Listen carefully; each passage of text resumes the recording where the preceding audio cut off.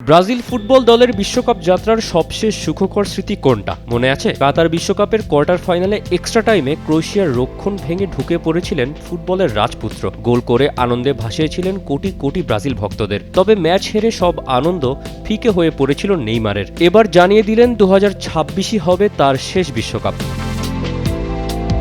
নেইমারের জীবনে উত্থান পতন কম আসেনি। অমিত প্রতিভাধর পেলে রোনালদোদের উত্তরসূরি, এমন সব কথার মুকুট মাথায় নিয়ে পা রেখেছিলেন পেশাদার ফুটবলে। খুব অল্প বয়সেই হয়েছেন তারকা। সব প্রত্যাশা হয়তো পূরণ করতে পারেননি, কিন্তু অর্জনও তো কম নেই।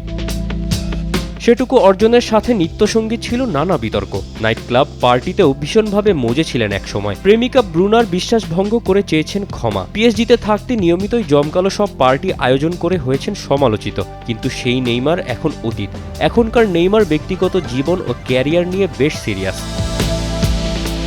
2023 সালের অক্টোবরে ব্রাজিলের হয়ে খেলতে নেমে চোটে পড়ে প্রায় এক বছর মাঠের বাইরে ছিলেন নেইমার। গত বছর অক্টোবরে আল হিলালে ফিরে আবারও চোটে পড়েন। এখন আবার নেমেছেন মাঠে ফেরার লড়াইয়ে। সিএনএনকে দেওয়া সাক্ষাৎকারে নেইমার জানিয়েছেন 2026 বিশ্বকাপই হবে তার শেষ বিশ্বকাপ। অতএব ক্যারিয়ারের শেষ অংশটুকু সাফল্যের রাঙাতে যতটুকু পরিণত হওয়ার দরকার, নেইমার তার মুখের কথায় ততটুকু হয়ে ওঠারই ইঙ্গিত দিয়েছেন। অনেক কিছুই পাল্টেছে। ফেলে আসা বছরগুলোই আমি অনেক কিছুই শিখেছি। অনেক কঠিন সময়ের ভেতর দিয়ে যেতে হয়েছে। যা যা অর্জন করেছি, যেসব জায়গায় খেলেছি, এসব মিলিয়ে নিজের ক্যারিয়ার নিয়েই আমি খুশি। অবশ্যই এই ভাবনাটা আসে যে আরও অনেক জায়গায় অনেক কিছুই করতে পারতাম, কিন্তু এটাও ফুটবলের অংশ। আপনি কখনোই সব ট্রফি জিততে পারবেন না।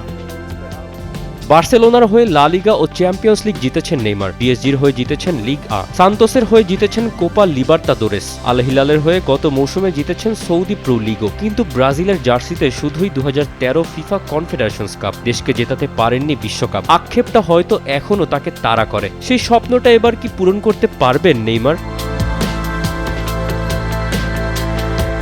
তৌসিফুল হাসান, নিউজ 24।